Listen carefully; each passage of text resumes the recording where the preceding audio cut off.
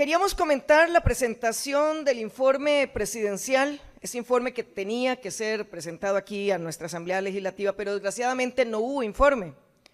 Tuvimos unos disfrazados de noticias, que es lo que se conoce como publireportajes, para vender una imagen falsa de la realidad frente a lo que realmente vive nuestra población, manipulando sentimientos de la gente, manipulando las cifras de instituciones serias, buscando chivos expiatorios para justificar su negligencia, su incapacidad y su total ineficiencia.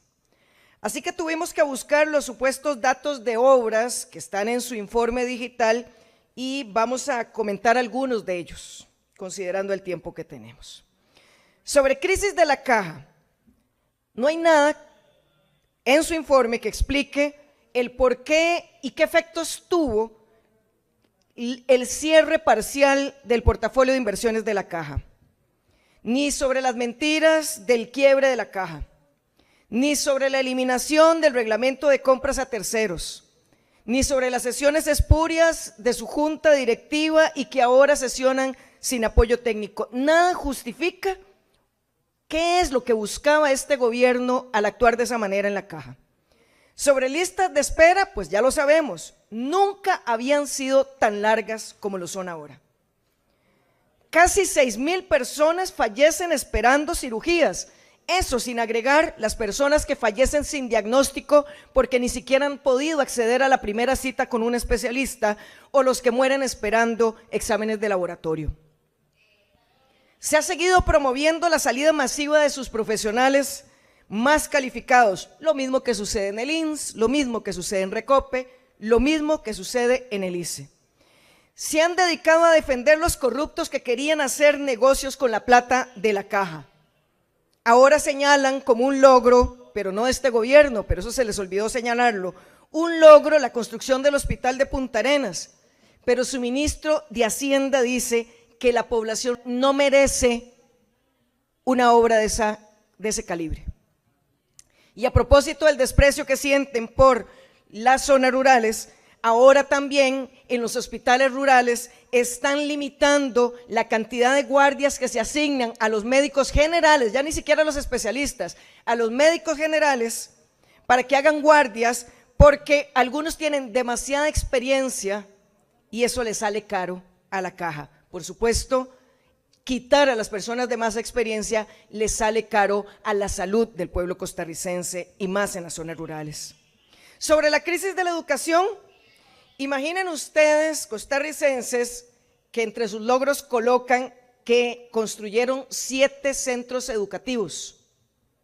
7, no estoy exagerando, lo pueden buscar, frente a 849 órdenes sanitarias, que se concentran además en las zonas rurales. Volvemos al mismo patrón, en Limón 74, en Grande de Térraba 71, en Coto 64 y podríamos seguir, pero son las mismas órdenes sanitarias del año pasado, un año entero sin hacer nada al respecto. El presupuesto para infraestructura educativa se reduce en 7,596 millones. Imaginen ustedes lo que va a ser este año.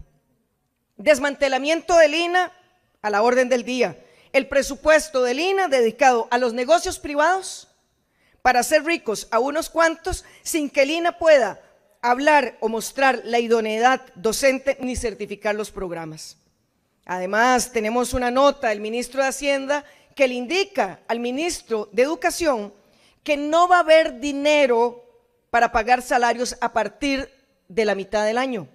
La respuesta es no pagar FODESAF ni becas para que esa plata alcance. Esa es la desfachatez de este gobierno. De la ruta a la educación, lo obvio, aquí lo colocamos, inexistente. La ruta a la educación no existió. Vamos por 3 años y no hay una orientación sobre educación en medio de la crisis educativa más grave que ha tenido nuestro país por siempre. Sin pies ni cabeza, puras ocurrencias. La señora que ostentaba el cargo de ministra se fue, simplemente. Se fue después de ser censurada responsablemente por esta Asamblea Legislativa, se fue sin rendir cuentas y se fue sin cumplir con el mandato de la Contraloría General de la República de explicar y de aportar la famosa ruta de la educación. El señor presidente, silencio total, no pasa nada. Eliminar la educación en afectividad y sexualidad, un logro, así lo colocaron aquí. Limitar los derechos humanos de la infancia y la juventud y su derecho al acceso a la salud y a la educación, un logro, vean ustedes, para hacerlos más vulnerables al abuso sexual, para hacerles más vulnerables a la violencia sexual, para hacerles más vulnerables a los embarazos no deseados, que suelen ser un factor determinante en la generación de pobreza. Eso es tan absurdo como celebrar el crecimiento de la economía y el ingreso en zonas rurales de nuestro país a razón del ingreso de la economía del narcotráfico en nuestro país, que eso también lo hace. ¿Qué se puede esperar de un gobierno que hace caso omiso del brutal incremento de los femicidios en nuestro país? Señoras y señores, en el informe digital no aparece la palabra femicidio ni una vez, ni una.